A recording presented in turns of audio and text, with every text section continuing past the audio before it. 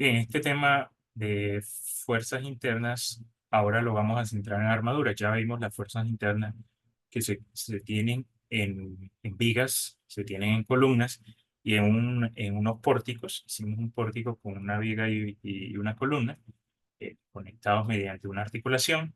Recuerden que está la tarea para ustedes de revisar la respuesta de cómo se analizaría cuando esté con un nodo rígido. Y lo que vamos a ver ahora es el concepto de armadura y cómo se analizan y cuáles son las hipótesis de cargas y qué hacemos con los nodos. Las armaduras en general son un sistema estructural. Recuerden que un sistema estructural como tal es una combinación, sistema estructural es una sumatoria, véanlo como una sumatoria, ¿sí? ¿Una sumatoria de qué? De elementos, de nodos o conexiones, ¿cierto? De apoyos y listo. Y cuando usted suma eso, tiene un sistema estructural. Y en este caso tenemos el sistema estructural que se reconoce como armadura. Y aquí hay unos ejemplos de armaduras. Esta armadura la reconocen ustedes, que es la que tenemos en el tejado del edificio del sótano LP. Es esta estructura. Si ustedes notan, esa estructura está compuesta por múltiples elementos que se conectan y a los cuales le llegan algunas cargas. En este caso, cargas de techo, cargas del tejado. Y como notan allí, pues son elementos que tienen una carga, perdón, que son relativamente esbeltos. Y la esbeltez está asociada a, digamos, las dimensiones L, la longitud y las dimensiones transversales, por ejemplo, esta dimensión B y H. Entonces, cuando un elemento es bastante esbelto, la longitud del elemento es bastante mayor, ¿sí? 3, 4, 5 veces mayor o más a esas dimensiones laterales. Estamos hablando de un elemento que es delgadito, flaquito. Y aquí tenemos otro ejemplo de una armadura para un puente. ¿Sí? Y eso indica que las armaduras son versátiles, que no son solo para un puente, para la construcción de un puente. ¿Sí? Son estructuras versátiles que no solamente son para tejados, también, como habrán visto ustedes, se usan en puentes. Acá y atrás hay otro ejemplo, no sé si ven la grúa, ¿sí? La grúa blanquita. Entonces, son múltiples usos que se les pueden dar a esas armaduras. Acá tenemos otro ejemplo de una armadura que sirve de un puente, sirve también de puente, pero no es una estructura estática como tal, sino que es una estructura móvil. Y cuando la están construyendo, las conexiones y un dispositivo adicional, que es un gato hidráulico, permitía que esa sea una estructura basculante, ¿sí? Porque facilitaba la construcción. Entonces habrá que analizar también, en este caso, las personas que diseñaron esto, la armadura bajo esta posición, bajo esta posición, bajo esta posición y tal vez bajo esta posición, porque los efectos pueden ir cambiando y bueno, y en el estado final, y eso indica que la estructura también puede ir evolucionando, ¿no? Son estructuras evolutivas. Ustedes de pronto vieron el video que está en Moodle de componentes típicos de una armadura. Los típicos, para una armadura, por ejemplo, de techo, el típico es que toda esta parte de arriba, ¿sí? Se llama el cordón superior. Todos los elementos que van acá abajo se llaman cordón inferior. Estos elementos verticales se llaman montante. Este que es el principal es el pendolón, ¿sí? El montante principal. Y los otros elementos son diagonales. Y todos ellos se conectan en nudos, ¿sí? Y transmiten la carga al final a los apoyos, que ahí no están dibujando, no están dibujados. Eh, este esquema de acá tienen que revisarlo con mucho cuidado porque ahí se muestra cuáles elementos están en compresión o en tracción. Yo le puse un asterisco, esto es típicamente bajo cargas gravitacionales y ahí hay diferentes tipos de armadura. Ahorita miraremos eh, por qué se llaman así o por qué aparecen diferentes tipos de armadura. Bien, ¿qué ¿cuáles hipótesis vamos a manejar en este curso para analizar las armaduras? Van a ser básicamente tres hipótesis de análisis. La primera hipótesis grande es que los nudos están articulados, ¿sí? Los nudos de un elemento de una armadura. Esto implica que los ejes centroidales de los elementos deben estar intersectándose en un puntico, ¿sí? Y eso es importante. Puede que la estructura tenga una platina, ¿sí? En donde a la cual se suelden de pronto los elementos o que estén conectados mediante articulaciones, mediante pernos, pero al final, si los ejes se conectan y se intersectan, ¿sí? a un punto, pues ese va a ser el punto que vamos a estar analizando como un nudo, ¿sí? Ese va a ser el punto de unión. ¿Qué pasa si no se une? Digamos, ¿qué pasa si este elemento llega por acá? Pues que aquí hay una excentricidad y si esto está transmitiendo una fuerza axial interna, pues respecto al nudo se genera un momento flector, ¿sí? Y sabemos que un nudo articulado no es capaz de transmitir momento y por ende no lo podríamos analizar como una armadura tal y como lo que se ve en este curso, ¿sí? Entonces eso es algo importante, o sea, es una limitación que tenemos acá, pero a pesar de que es una limitación, pues, son limitaciones que se han empleado para hacer diseños, pueden ser preliminares o diseños finales de armaduras, ¿sí? Uniones articuladas. Otra aplicación, o otra limitación, perdón, es que todas las cargas externas que estén actuando van a estar aplicadas solo en los nudos, ¿sí? Los nudos ya dijimos que son articulados. Entonces, ¿dónde vamos a tener cargas? Pues voy a tener una carga P en el nudo A, una carga Q en B, una carga W acá y una carga M acá. Todas las cargas externas aplicadas en los nudos. ¿Qué otra carga aparecerá? Pues cuando haga el DSL, aquí aparecerán las reacciones, ¿sí? De los apoyos y entonces ahí tenemos todas las cargas en los nudos, ¿sí? Eso tiene implicaciones importantes en las fuerzas internas, en una posible falla por flexión en los elementos, ya veremos por qué, y una posible pandeo en elementos esbeltos. Miremos por qué. Voy a desprender o a desarmar este elemento AB de la armadura. Y recuerden que ya dijimos que los elementos están conectados por articulaciones. Entonces, cuando lo desprendo, obtengo este elementico que está acá abajo. Y aquí obtengo el nodo B y obtengo el nodo A, ¿sí? Y voy a omitir todas las fuerzas que le estén transmitiendo, por ejemplo, esta barrita 1 y esta barrita 2. No me voy a interesar en eso, solo me voy a centrar en la barra AB. Cuando yo hago el DSL del elemento AB, noten que al tener conexiones articuladas en los extremos, como lo vimos en la clase pasada, pues únicamente aparecerán acá fuerzas AX a Y, aquí aparece BX y BY, que son las fuerzas de contacto entre esta barra y este perno. Lógicamente que la barrita 1 también tendrá unas fuerzas allá en el nodo A, en el espacio del huequito A de la barra 1, ¿no? Pero esas no me interesan.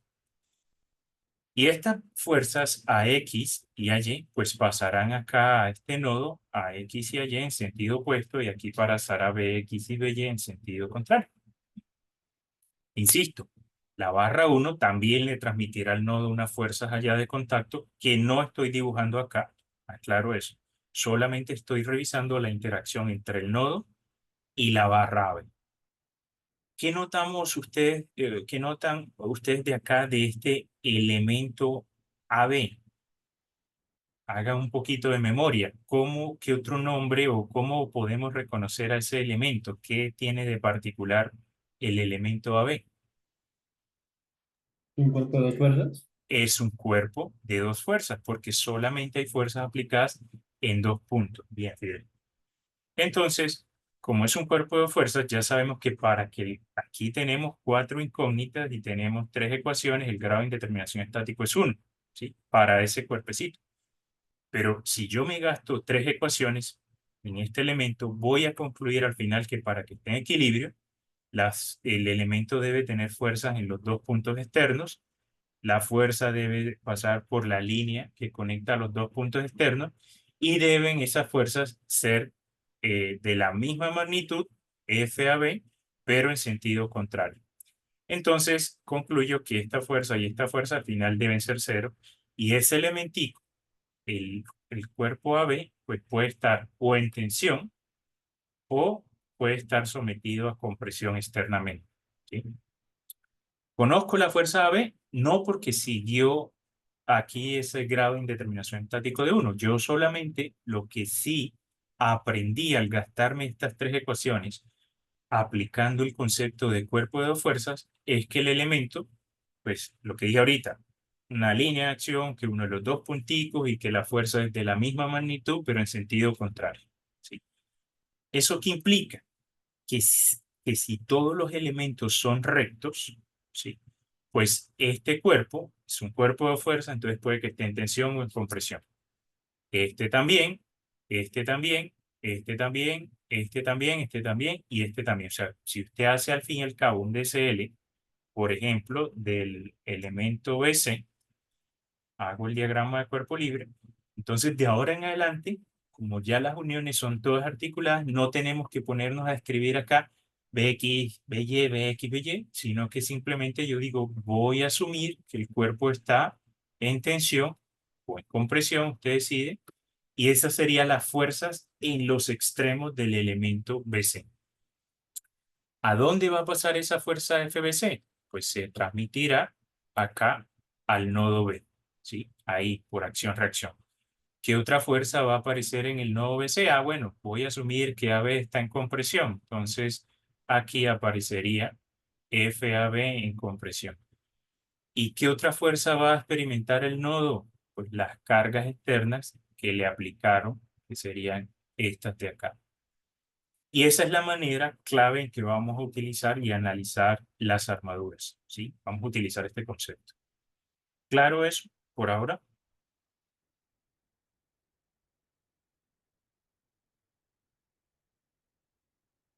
Sí, sí, señor, por ahora Sí. todo bien. Ahora, fíjense que estoy diciendo que todas las cargas externas se aplican en los nodos, ¿sí? O sea, aquí no había ninguna carga y eso es una hipótesis, ¿sí? Es una hipótesis. Ya miramos qué hacemos con eso cuando no ocurra, cuando aparezcan cargas. Miremos ahora, tengo un elemento que no es recto. El resto sí son rectos, pero este es un elemento curvo. Lo despiezo y al final llego a al mismo SL. Aquí aparecerá un AX y un AY. Aquí un BY y un BX que pasarán a cada nodo en sentido opuesto. Que tiene de característico ese elemento que es curvo. Parece un gusanito en movimiento. Le tomaron una foto al gusanito justo cuando gusta. ¿Qué tiene característico ese elemento AB? También es un cuerpo de dos fuerzas. Sí, Como también dijo es un cuerpo de Fidel, fuerza. es un cuerpo de fuerza. Entonces, para que esté en equilibrio, pues las fuerzas que generarían el equilibrio, yo debo unir los dos elementos, los dos nodos externos con una línea, y para que esté en equilibrio, pues las fuerzas deben estar a lo largo de esa línea, tienen que tener la misma magnitud, pero sentido opuesto. Aquí estaría asumiendo que el elemento está sometido a fuerzas que se van encontrando. Y estas fuerzas entonces pasarían en sentido contrario al nodo, en sentido contrario, para garantizar que se cumple la tercera ley de Newton, acción-reacción. Pero es un cuerpo de dos fuerzas también. ¿Por qué? Por la premisa que estamos usando de que son nodos articulados y no hay cargas externas en el elemento. Jesús, tiene una pregunta. Sí, profe, no me quiero confundir.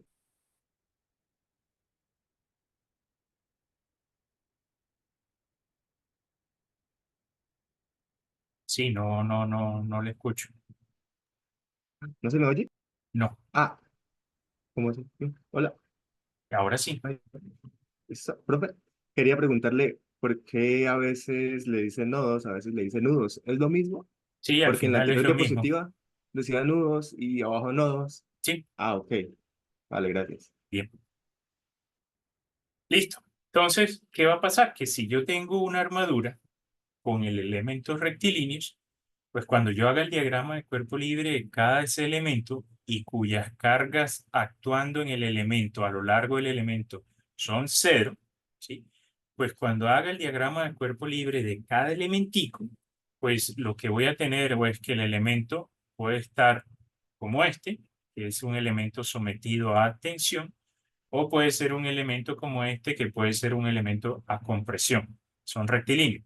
Si el elemento es curvo, pues va a pasar lo mismo. Puede que esté a compresión o puede que esté a tensión, ¿sí? Pero viéndolo desde las cargas externas a ese elemento, ¿sí? Noten algo muy importante y es que estas cargas externas en el elemento se convierten en fuerzas internas acá. Digamos, si usted ve toda la armadura completa, usted no ve aquí las fuerzas del elemento, ¿sí? Esas serían unas fuerzas internas de la armadura. Pero cuando veo el elemento, solo el elementico, ahora esas que eran unas fuerzas internas de la armadura se convirtieron en unas fuerzas externas del elemento. Entonces la pregunta es, ¿cómo haría para conocer las fuerzas internas del elemento? ¿Qué tendría que hacer para saber cuáles son las fuerzas internas del elemento? Por ejemplo, de este elemento. ¿Cuáles fuerzas internas tendría este elemento? Internamente. ¿Qué harían ustedes para conocer las fuerzas internas de ese elemento? Solo tendría un axial, Pero ¿qué haría en general? como un corte. Un corte, ¿sí? Entonces, si yo asumo que este elemento está a tensión, e insisto, esto es una fuerza interna para la armadura porque fíjense que aquí yo no vi nada, aquí yo no sé si está a tensión. Entonces, cuando hago el DSL del elemento, eh, detecto que el elemento está a tensión. Y eso es una fuerza interna para la armadura, pero ahora para el elemento es una carga externa. ¿Y cómo hago para verle las fuerzas internas al elemento? Entonces, como dijo Fidel, hacemos un corte y cuando hago el corte es probable que me aparezca un cortante, un momento y un axial, como lo que hemos aprendido. ¿Qué pasa? Que si usted hace sumatoria de fuerzas en Y acá y ya usted conoce esta tensión, ¿sí? Y no conoce el cortante, ¿sí? Y no hay cargas verticales actuando acá, no hay ninguna carga, pues el cortante va a ser cero, ¿sí? Eso es importante. Ah, si hace momentos acá y lo único que hay es esta tensión, pues esa tensión pasa por allí, el momento va a ser cero. Entonces usted solamente haría sumatoria de fuerzas en X igual a cero y encuentra que el axial es igual a esta tensión T. Entonces era lo que decía Fidel. Internamente, este elemento va a estar sometido a lo largo de todo su elementico, a lo largo de toda su longitud, perdón, va a estar sometido solo a un axial. Entonces, en estos elementos que son rectilíneos, el diagrama axial pues, será como este, una línea recta de valor constante igual a T. O si está a compresión, una línea recta sometida a compresión. Ese va a ser los diagramas que vamos a ver. O tensión, o compresión, o de pronto cero, fuerza cero, axial cero. ¿Sí? No hay momento y no hay cortante en estos elementos bajo nuestras hipótesis. Recuerden que es una hipótesis. ¿Qué pasa en el elemento curvo? Pues le hago el diagrama de cuerpo libre al elemento y asumamos que ya sé que está aquí a tensión externamente. Y ahora hago un corte y el corte lo hago acá, ¿sí? Y entonces hago sumatoria de fuerzas en X igual a cero. De la sumatoria de fuerzas en X encuentro que el axial debe ser la tensión en este punto en donde dice el corte. Sumatoria de fuerzas en Y. Pues no hay ninguna fuerza en Y, el cortante es cero, ¿sí? Pero ahora hagan sumatoria de momentos en este punto. ¿Será que ese momento es igual a cero? ¿Qué dicen ustedes? No, porque hay un desfase No, porque hay una en la línea excentricidad. de acción. En la línea de acción. Hay un par de fuerzas, de hecho, si lo ven allí, ese es un par de fuerzas. Y ese par de fuerzas genera un momento en este sentido que debe ser contrarrestado por este momento. Entonces, en los elementos curvos, internamente sí van a aparecer de pronto momentos cortantes y axial. Si yo hago el corte por acá, de pronto aparece otra fuerza, por acá otra, otra y otra, ¿sí? Y eso es algo que debemos tener presente, que internamente puede que estén ocurriendo otros tipos de fuerza, aunque externamente solamente decimos está tensión o está compresión en los extremos. ¿Es claro eso?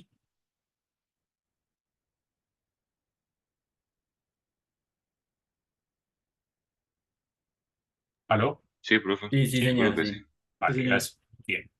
Ahora, ¿qué pasa? Fíjense que en la mayoría de los casos, los elementos van a ser como estos, van a ser elementos rectos.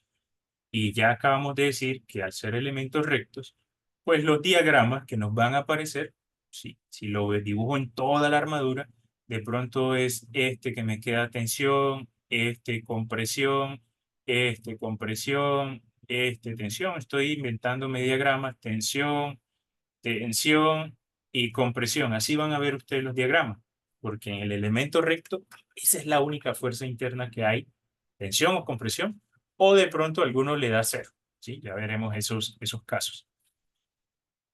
¿Qué pasa si en realidad hay cargas externas? Porque en realidad hay una carga externa en este elemento. Por ejemplo, como en la armadura que están analizando ahorita. Piensen en la armadura. ¿Qué carga externa real está actuando sobre ese elementico o sobre todos los elementos de la armadura que están analizando para el proyecto? ¿Qué carga externa real? El peso propio del elemento. El peso propio. Y ya dijimos que el peso propio, si el área es constante, va a ser una carga distribuida que va en dirección gravitacional. Solo se lo voy a dibujar aquí a tres elementos. ¿Sí? Va en dirección gravitacional. Y entonces uno dice, uy, pero ¿cómo hago en estos casos en donde hay una carga distribuida o en donde de pronto le colgaron una masita, pero no se la colgaron en los nodos, porque la hipótesis del curso es que solo cargas nodales? Bueno, en ese caso, cuando tenemos cargas puntuales, distribuidas, momentos externos, etcétera, lo que hacemos es que vamos a sacar ese elementico, lo idealizamos como si estuviera simplemente apoyado, ¿sí? Y luego calculamos las reacciones en los extremos de ese elementico simplemente apoyado. Y con esas reacciones que calculamos, luego se las aplicamos a la armadura en sentido contrario. ¿Sí? Entonces, por ejemplo, si lo que yo tengo es el peso propio, ¿sí? Esa es la carga distribuida del peso propio, pues este ya no iría acá, aquí sería todo el peso, W, y entonces aquí me aparecería la mitad del peso y la mitad del peso. Y esa mitad del peso pasaría acá en sentido contrario. Y de esa manera garantizo que el análisis que estamos haciendo en el curso es que solamente tengo cargas nodales. Claro, esto acá, ojo que es una idealización. En la vida real sí hay carga distribuida, pero para la hipótesis nuestra, solamente vamos a aceptar cargas nodales. ¿Es claro eso? Profe, o sea, en sí se tomaría como si fuera una viga, digamos. Sí. Que en sí se tomaría como si fuera una viga. Pues de A a B, ¿no? El elemento Bueno, A B. todos los elementos, de hecho, pero Sí, simplemente apoyado. Entonces, por ejemplo, si aquí usted tiene lo mismo, una carga P, pues tendrá que hacer allá un DSL de ese elemento, la carga P, y encuentra las reacciones. listo, profe, gracias. Bien, ¿qué pasa? Que si el elemento en realidad tiene una carga distribuida, y esa es la realidad, este elemento tiene una carga distribuida y es la realidad, actuando sobre el elemento, ojo con eso. O ya dijimos acá que únicamente tendríamos axial. Entonces decimos, no, el momento es cero y el cortante es cero. ¿Será que ustedes me pueden decir que en realidad, en la vida real, ese momento es cero a lo largo de la viga? En la vida real. Y que el cortante es cero y que lo único que tiene esta barrita es fuerza axial. ¿Alguien me puede No, decir? profe, No, eso es pues imposible. podría existir, digamos, la fuerza del viento No, no, no, yo no estoy y- hablando de la fuerza del viento. Estoy hablando No por solo del el, peso propio. Por el momento que genera el Antonio, sí. peso. Ese peso propio, si ustedes recuerdan, en este caso ya lo idealizamos para una viga. Internamente va a tener un cortante y también va a tener un momento flector, ¿sí? Entonces, no deben olvidarse que todo lo que estamos haciendo son idealizaciones. Y la idealización va a ser cada vez mucho, va a aproximarse más a la realidad cuando las cargas distribuidas, cuando las cargas puntuales, cuando los momentos puntuales, pues sean muy pequeñitos, ¿sí? Pero casi que cero, o que sean muy, muy pequeños en comparación contra las cargas puntuales nodales, ¿sí? Contra las cargas que externamente sí se están aplicando al nodo. Por ejemplo, que esto, voy a exagerar, sea 100 kilonewton y aquí le aplico una carguita de 1 newton. Si esa carguita de 1 newton en comparación a los 100 kilonewton, y estoy exagerando, pero es para que ustedes vean la importancia de las idealizaciones. No va a hacer mucho efecto la carguita de 1 newton, ¿sí? Entonces, de nuevo, estas idealizaciones son mucho mejores cada vez que esas cargas distribuidas actuando sobre el elemento o las cargas puntuales o los momentos puntuales son pequeñas en comparación a otras cargas, ¿sí? Cuando ya no son pequeñas, por ejemplo, cuando el peso propio no sea pequeño, ya la idealización nos va a quedar un poquito lejos de la realidad. Y entonces ahí tocará usar otros modelos matemáticos, no el que vemos acá. ¿Preguntas?